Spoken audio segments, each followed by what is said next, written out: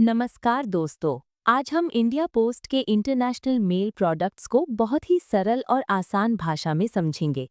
ये विषय परीक्षा के लिए भी बहुत महत्वपूर्ण है और साथ ही सामान्य जानकारी के रूप में भी बहुत काम आ सकता है। इंटरनेशनल मेल प्रोडक्ट्स वे डाक सेवाएं हैं जिनके माध्यम से इंडिया पोस्ट हमारे लेटर्स, डॉक्यूमेंट्स और पार्सल को दूसरे देशों में भेजता है। जब भी कोई डाक सामग्री भारत से विदेश जाती है या विदेश से भारत आती है, तो उसके लिए अलग-अलग प्रकार की अंतर्राष्ट्रीय डाक सेवाएं उपलब्ध होती हैं। इंडिया पोस्ट मुख्य रूप से 4 प्रकार की अंतर्राष्ट्रीय डाक सेवाएं प्रदान करता है। इनमें इंटरनेशनल लेटर पोस्ट, ईएमएस या international speed post, international tracked packet और इंटरनेशनल पार्सल पोस्ट शामिल हैं। अब हम इंटरनेशनल लेटर पोस्ट को देखेंगे, जिसका उपयोग सामान्य डाक सामग्री विदेश भेजने के लिए किया जाता है। इसके अंतर्गत पत्र, पोस्ट कार्ड और एरोग्राम शामिल होते हैं। यदि कोई व्यक्ति किसी दूसरे देश में रहने वाले व्यक्ति को सिर्फ सामान्य पत्र या पोस्ट कार्ड भेजना चाहता है, तो वो इंटरनेशनल लेटर पोस्ट का उपयोग करता है। इसके साथ साथ मुद्रित सामग्री जैसे किताबें, पंजीकृत समाचार पत्र और अन्य प्रिंटेड पेपर्स भी इसी श्रेणी में आते हैं। छोटे पैकेट, जिन्हें स्मॉल पैकेट्स कहा जाता है, और दृष्टिबाधित व्यक्तियों के लिए तैयार किया गया साहित्य भी इंटरनेशनल लेटर पोस्ट के अंतर्गत आता है। इसी श्रेणी में एम बैग सुविधा भी शामिल है। इसका उपयोग तब किया जाता है जब एक ही पते और एक ही प्राप्तकर्ता के लिए बड़ी मात्रा में मुद्रित सामग्री भेजनी होती है। जैसे किसी स्कूल, कॉलेज, संस्था या लाइब्रेरी को एक साथ बहुत से प्रिंटेड लेख भेजना हो, तो एम बैग का उपयोग किया जाता है। इंटरनेशनल पोस्ट क्लासिफिकेशन के अनुसार लेटर पोस्ट में पत्र, पोस्ट कार्ड, एरोग्राम, मुद्रित सामग्री, छोटे पैकेट, दृष्टिबाधित साहित्य यानी ब्लाइंड लिटरेचर, एम बैग और इंटरनेशनल ट्रैक्ड पैकेट सर्विस यानी आईटीपीएस शामिल होते हैं। ये सारी सेवाएं लेटर पोस्ट की श्रेणी के अंदर मानी जाती हैं। वहीं पार्सल पोस्ट के अंतर्गत international air parcel, international surface airlifted parcel जिसे एसएएल कहा जाता है, और इंटरनेशनल सरफेस पार्सल शामिल होते हैं। इन सेवाओं का उपयोग तब किया जाता है जब सामान का आकार और वजन अधिक होता है। इंटरनेशनल एक्सप्रेस मेल सर्विस यानी ईएमएस या इंटरनेशनल स्पीड पोस्ट विदेशों में दस्तावेज और सामान भेजने की सबसे तेज डाक सेवा मानी जाती है। जिन लोगों को अपनी डाक जल्दी पहुंचानी होती है, वे आमतौर पर ईएमएस सेवा का उपयोग करते हैं। अंतर्राष्ट्रीय डाक सेवाओं की बुकिंग लगभग सभी विभागीय डाकघरों में की जा सकती है। इसका मतलब ये है कि आपको किसी बड़े पोस्ट ऑफिस जाने की आवश्यकता नहीं होती, बल्कि अपने नज़दीकी डिपार्टमेंटल पोस्ट ऑफिस में जाकर भी इन सेवाओं का लाभ लिया जा सकता है। इंटरनेशनल लेटर पोस्ट सेवा दुनिया के लगभग 219 देशों और गंतव्यों के लिए उपलब्ध है। यानी भारत से लगभग पूरे विश्व में डाक, दस्तावेज और पार्सल भेजे जा सकते हैं। अब बात करते हैं रजिस्ट्रेशन सुविधा की। रजिस्ट्रेशन सुविधा पत्र, छोटे पैकेट, पोस्ट कार्ड, एरोग्राम, मुद्रित सामग्री, दृष्टिबाधित साहित्य और एम बैग के लिए उपलब्ध होती है। यदि आप इन लेखों को सुरक्षित तरीके से भेजना चाहते हैं, तो उन्हें रजिस्टर्ड कराया जा सकता है। रजिस्ट्रेशन शुल्क प्रति लेख 150 रुपये है, लेकिन ये एम बैग पर लागू नहीं होता। एम बैग के लिए अलग से 750 रुपये प्रति बैग रजिस्ट्रेशन शुल्क लिया जाता है। ध्यान रहे, कनाडा और अमेरिका में रजिस्टर्ड एम बैग सेवा स्वीकार नहीं की जाती। अब अधिकतम वजन सीमा समझ लेते हैं। इंटरनेशनल लेटर पोस्ट में पत्र, मुद्रित सामग्री और छोटे पैकेट अधिकतम 2 किलोग्राम तक भेजे जा सकते हैं। तुलना के लिए याद रखें कि इनलैंड लेटर पोस्ट यानी भारत के अंदर ही भेजे जाने वाले पत्रों की अधिकतम वजन सीमा 500 ग्राम होती है, जबकि अंतर्राष्ट्रीय में ये सीमा 2 किलोग्राम है। दृष्टिबाधित व्यक्तियों के लिए भेजे जाने वाले साहित्य की अधिकतम वजन सीमा 7 किलोग्राम है। वहीं एम बैग के माध्यम से अधिकतम 30 किलोग्राम वजन तक सामग्री भेजी जा सकती है। इसलिए बुकिंग करते समय वजन सीमा का ध्यान रखना जरूरी है। अब बात करते हैं इंटरनेशनल लेटर पोस्ट के साइज लिमिट की।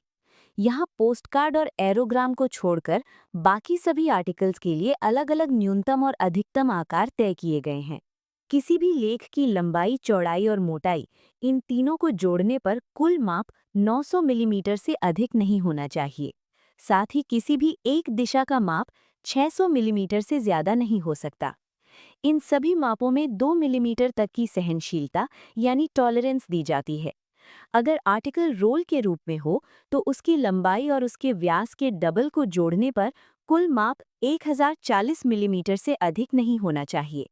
लेकिन किसी भी एक दिशा का अधिकतम माप 900 मिलीमीटर से ज्यादा नहीं हो सकता और इसमें भी 2 मिलीमीटर तक की टॉलरेंस दी जाती है। अब न्यूनतम आकार समझ लेते हैं। किसी भी फ्लैट आर्टिकल का साइज कम से कम 90 मिलीमीटर बाय 140 मिलीमीटर होना चाहिए और इसमें भी 2 मिलीमीटर तक की टॉलरेंस दी जाती है। अगर आर्टिकल रोल के रूप में है तो उसकी लंबाई और व्यास के डबल को जोड़ने पर कुल माप कम से कम 170 मिलीमीटर से कम नहीं होना चाहिए। साथ ही सबसे बड़ा एकल माप 100 मिलीमीटर से कम नहीं होना चाहिए। यानी बहुत छोटा या बहुत पतला रोल स्वीकार नहीं किया जाता। पोस्टकार्ड के लिए अलग साइज लिमिट तय है। पोस्टकार्ड का मानक आकार 14 सेंटीमीटर लंबाई और 9 सेंटीमीटर चौड़ाई होना चाहिए। इसलिए आर्टिकल भेजते समय ये ध्यान रखना जरूरी है कि उसका साइज निर्धारित न्यूनतम और अधिकतम सीमा के भीतर ही हो, तभी वो स्वीकार किया जाएगा। अब हम इंटरनेशनल रजिस्टर्ड लेटर पोस्ट की कॉम्पेंसेशन पॉलिसी को समझते हैं। अगर कोई रजिस्टर्ड अंतर्राष्ट्रीय पत्र पूरी तरह गुम हो जाता है, चोरी हो जाता है या उसे पूरी तरह नुकसान पहुंच जाता है, तो उस स्थिति में सामग्री के वास्तविक मूल्य या 30 एसडीआर जो भी कम हो उतना मुआवजा दिया जाता है। इसके साथ ही उस लेख पर जो डाक शुल्क भुगतान किया गया था वो भी वापस कर दिया जाता है। लेकिन यदि नुकसान आंशिक हो, यानी सामग्री का कुछ हिस्सा खो जाए, चोरी हो जाए या आंशिक रूप से क्षतिग्रस्त हो जाए, तो उस स्थिति में मुआवजा केवल खोई या क्षतिग्रस्त सामग्री के मूल्य तक सीमित रहता है। आंशिक नुकसान के मामले में मुआवजे की अधिकतम सीमा पूर्ण नुकसान के मामले में मिलने वाले मुआवजे से अधिक नहीं हो सकती। इस स्थिति में केवल सामग्री का मूल्य दिया जाता है, जबकि डाक शुल्क वापस नहीं किया जाता। यदि बात इंटरनेशनल रजिस्टर्ड एम बैग की हो और उसमें पूर्ण हानि, पूरी चोरी या पूरी क्षति हो जाए, तो ऐसी स्थिति में 150 एसडीआर का फिक्स्ड मुआवजा दिया जाता है। साथ ही एसडीआर यानी स्पेशल ड्राइंग राइट्स का मूल्य हर वर्ष बदलता है। वर्ष 2024 के अनुसार एक एसडीआर का मूल्य लगभग 109.4194 रुपए के बराबर माना गया है। इसलिए कुल मुआवजा भारतीय रुपए में इसी दर के आधार पर निकाला जाता है। अब हम ये समझते हैं कि इंटरनेशनल लेटर पोस्ट के माध्यम से किन किन वस्तुओं को भेजना निषिद्ध है। सबसे पहले, ऐसी कोई भी वस्तु जिसे भेजना उस समय लागू किसी भी कानून के विरुद्ध हो, उसे अंतर्राष्ट्रीय डाक के माध्यम से नहीं भेजा जा सकता। दूसरी श्रेणी में वे सभी वस्तुएं आती हैं जो अश्लील या अभद्र प्रकृति की हों, जैसे कोई भी अश्लील या अभद्र मुद्रण, चित्र, फोटो, पेंटिंग, लिथोग्राफ, उत्कीर्णन, पुस्तक, कार्ड या इस प्रकार की कोई अन्य वस्तु। ऐसी सामग्री को अंतर्राष्ट्रीय लेटर पोस्ट के माध्यम से भेजना निषिद्ध है। इसके अलावा यदि किसी पत्र, पोस्टकार्ड, समाचार पत्र, पैकेट या पार्सल में ऐसे शब्द, चिन्ह या डिजाइन हों जो अशोभनीय, अश्लील, राजद्रोही, अपमानजनक, धमकी भरे या अत्यंत आपत्तिजनक हों, तो ऐसे लेख भी स्वीकार नहीं किए जाते। वे वस्तुएं जो विस्फोटक, ज्वलनशील, खतरनाक, बदबूदार, विषैली या किसी भी प्रकार से हानिकारक हों, ऐसी कोई भी सामग्री जो स्वयं जोखिमपूर्ण हो या दूसरों के लिए खतरा बन सकती हो, उसे बिल्कुल भी नहीं भेजा जा सकता। इसके साथ ही कोई भी जीवित प्राणी या ऐसी कोई वस्तु जिसे डाक लेख को या डाक कर्मचारियों को नुकसान पहुंचने की संभावना हो, उसे भी भेजना प्रतिबंधित है। यानी ट्रांसमिशन के दौरान जोखिम पैदा करने वाली सभी वस्तुएं निषिद्ध मानी जाती हैं। इसके अलावा लॉटरी से संबंधित टिकट, प्रस्ताव, विज्ञापन या इस तरह की कोई अन्य सामग्री भी इंटरनेशनल लेटर पोस्ट के माध्यम से नहीं भेजी जा सकती। हालांकि यहाँ एक अपवाद है। यदि लॉटरी सरकार द्वारा अधिकृत या आयोजित की गई हो तो उससे संबंधित सामग्री भेजी जा सकती है।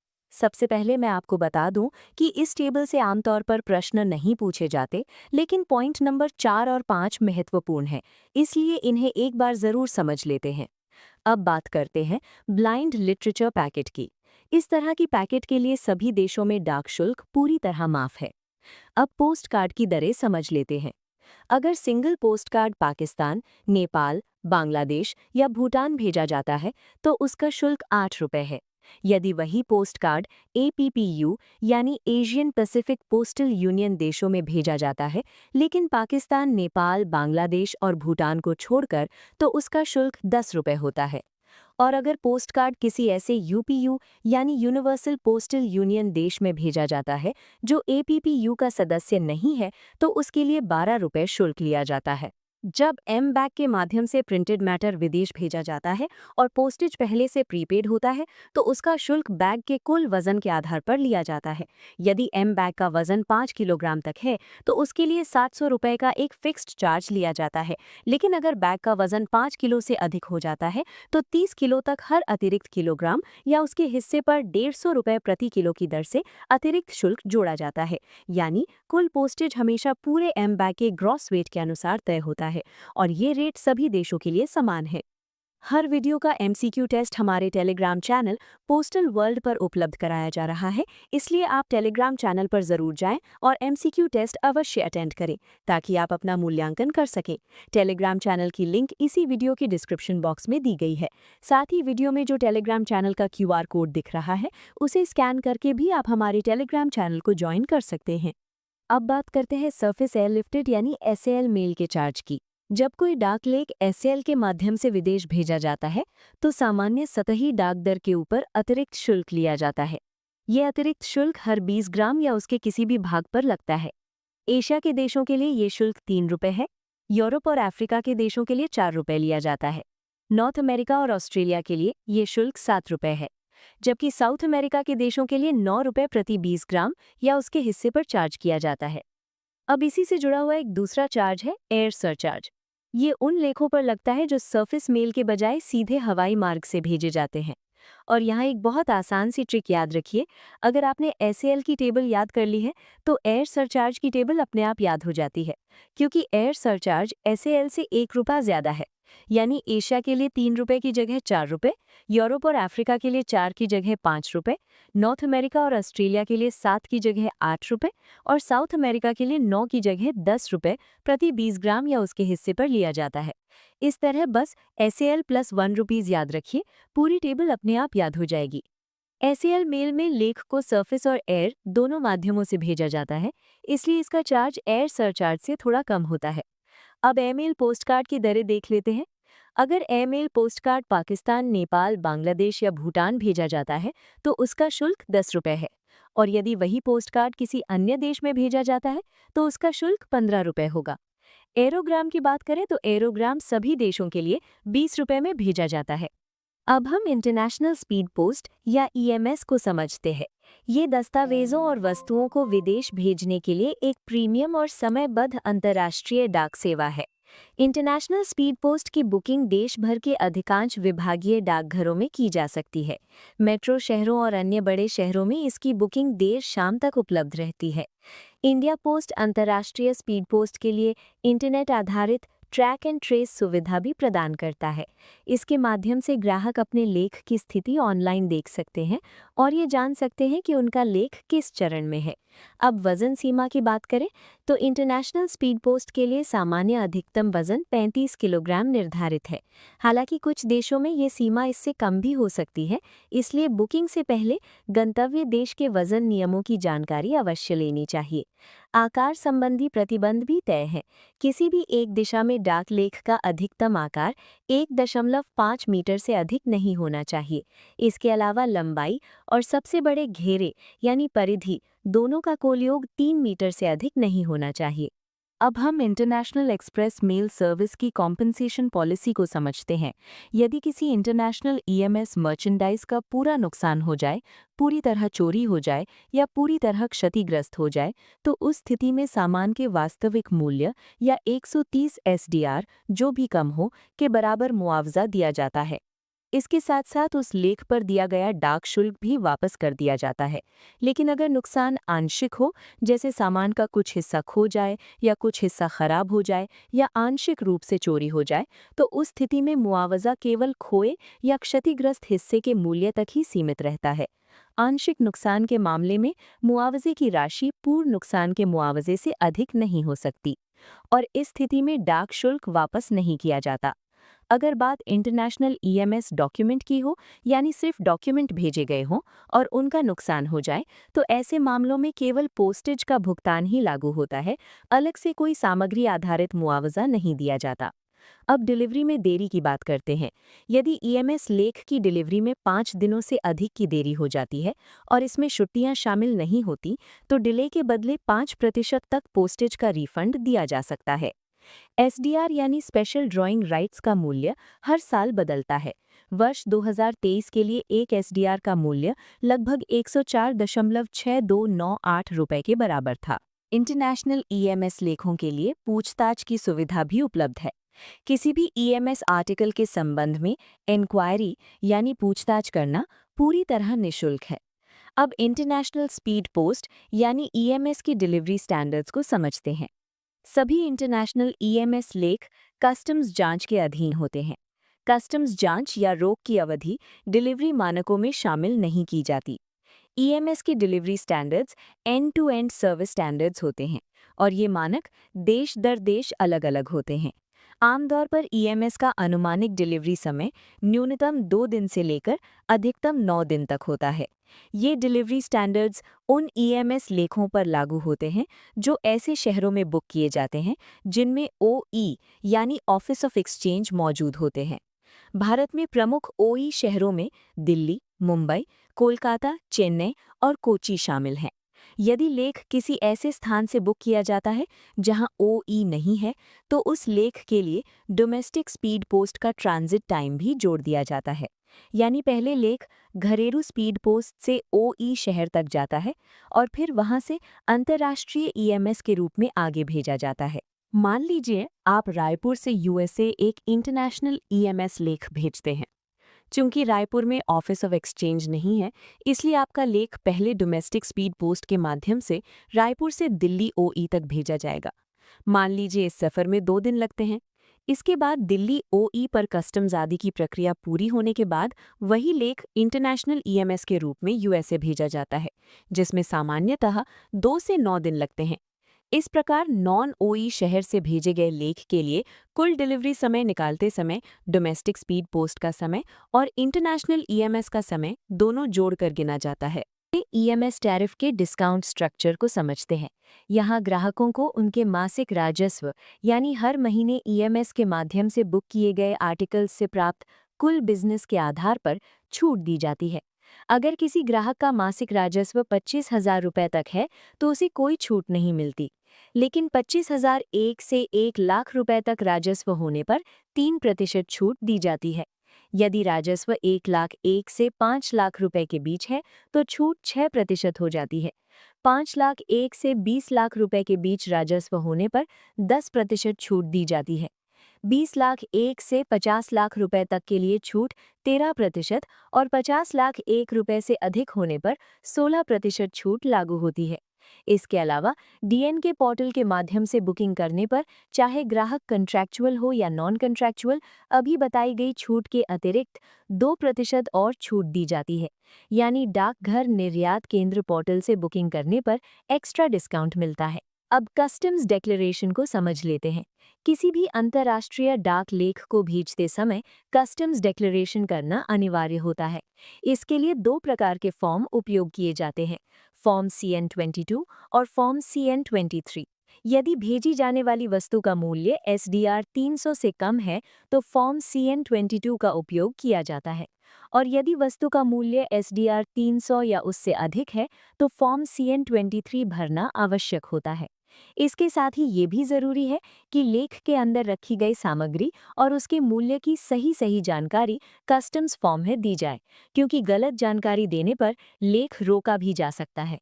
CN-22 एक छोटा सा कस्टम्स डिक्लेरेशन फॉर्म होता है जो उन अंतर्राष्ट्रीय डाक लेखों पर लगाया जाता है जिनका मूल्य 300 SDR से कम होता है। इस फॉर्म पर ऊपर लिखा होता है मे बी ओपन्ड ऑफिशियली, जिसका मतलब है कि आपका पैकेट कस्टम्स या पोस्टल अधिकारी द्वारा आधिकारिक जांच के लिए खोला जा सकता है। फॉर्म में आपको ये बताना होता है कि भेजी जा रही वस्तु गिफ्ट है, डॉक्यूमेंट्स है, कमर्शियल सैंपल है या अदर, और सही विकल्प पर टिक लगाना होता है। इसके बाद सामग्री का नाम, मात्रा, वजन और उसका मूल्य सही सही भरना जरूरी है। यदि सामान व्यावसायिक है तो जहां संभव हो वहां एचएस टैरिफ नंबर और कंट्री ऑफ ओरिजिन भी भरी जाती है। आखिर में भेजने वाला ये प्रमाणित करता है कि दी गई जानकारी सही है और सामान प्रतिबंधित या खतरनाक नहीं है। इसके लिए नीचे डेट और सेंडर का सिग्नेचर किया जाता है। ये फॉर्म आमतौर पर 74 गुणा 105 मिलीमीटर आकार का होता है और लिफाफे या पैकेट के ऊपर चिपकाया जाता है ताकि कस्टम्स अधिकारी लेख को आसानी से जांच सके। जो आमतौर पर सफ़ेद या हरे रंग, व्हाइट और ग्रीन का होता है और इसका ऊपरी भाग कभी-कभी डिटैचेबल यानी अलग से हटाया जा सकने वाला भी होता है। CN22 फॉर्म के पीछे कुछ महत्वपूर्ण निर्देश भी दिए होते हैं, जिनके अनुसार कस्टम्स क्लियरेंस तेज करने के लिए ये फॉर्म अंग्रेजी, फ्रेंच या उस देश की स्वीकृत भाषा में भरा जाना चाहिए जहां लेख भेजा जा रहा है। यदि भेजी गई सामग्री का मूल्य 300 SDR से कम है तो CN22 फॉर्म उपयोग होता है और यदि मूल्य 300 SDR या उससे अधिक हो तो CN23 फॉर्म भरना अनिवार्य है। भेजने वाले का पूरा नाम और पता लेख के सामने साफ साफ लिखा होना चाहिए। फॉर्म में प्रत्येक वस्तु का विस्तृत विवरण, मात्रा, माप की इकाई, उसका वजन और मूल्य, मुद्रा का उल्लेख करते हुए सही सही भरना होता है। यदि सामान व्यावसायिक प्रकृति का है तो जहां संभव हो वहां 6 अंकों का एचएस टैरिफ नंबर और कंट्री ऑफ ओरिजिन भी लिखा जाता है। एचएस का फुल फॉर्म हार्मोनाइज्ड सिस्टम है। इसे हार्मोनाइज्ड सिस्टम कोड या संक्षेप में एचएस कोड भी कहा जाता है। ये एक अंतर्राष्ट्रीय कोड सिस्टम है जिसमें हर तरह के सामान को 6 अंकों का एक यूनिक कोड दिया जाता है ताकि दुनिया भर के कस्टम्स अधिकारी आसानी से समझ सकें कि पैकेट में कौन सा सामान भेजा जा रहा है। कस्टम्स प्रक्रिया को आसान बनाने के लिए इनवॉइस संलग्न करना भी उपयोगी रहता है। फॉर्म पर किया गया हस्ताक्षर और तारीख ये प्रमाणित करते हैं कि भेजने वाले द्वारा दी गई जानकारी सही है और वो उसकी जिम्मेदारी स्वीकार कर रहा है। डाक प्रशासन 300 SDR के समकक्ष राशि को राष्ट्रीय मुद्रा में भी दर्शा सकता है। अब आप चाहें तो CN23 फॉर्म को एक बार देख सकते हैं। इसके बैकसाइड पर भी कुछ निर्देश दिए होते हैं जिन्हें भी आप देख सकते हैं। दोस्तों, अगर आप यहाँ तक वीडियो देख रहे हैं और आपको हमारी मेहनत पसंद आ रही है तो प्लीज़ एक प्यारा सा कमेंट करके हमारा हौसला बढ़ाएं। वीडियो को लाइक और शेयर करें और अगर आप चैनल पर नए हैं तो सब्सक्राइब ज़रूर कर लें ताकि आपकी तैयारी ऐसे ही बेहतरीन तरीके से चलती रहे।